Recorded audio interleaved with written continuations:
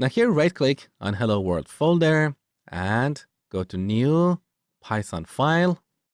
Call this file app.py. So by convention, all Python files should have this py extension. All right, let's go ahead.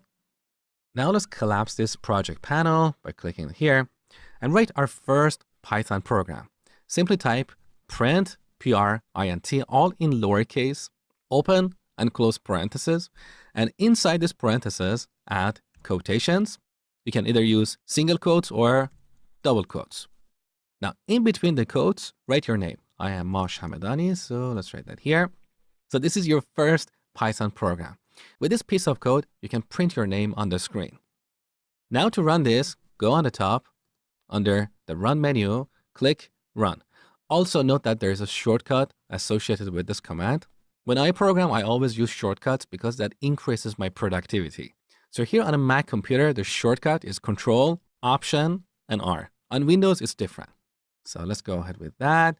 Now it's asking where you want to run this. Click on App. Now down below, you should see this little terminal window. This is like a little window into our program. So here we can see the results or output of our program. In the future, as you learn more Python, you'll be able to build applications that have a graphical user interface or GUI. That is a little bit complicated. So for now, we're going to use this little terminal window to see the results of our program.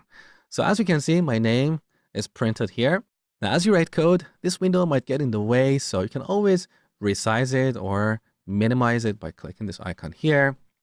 So this was our first Python program. Now, if you didn't see the result I showed you in this video, use the comment box below and tell me what error you encountered. I'll do my best to help you move forward.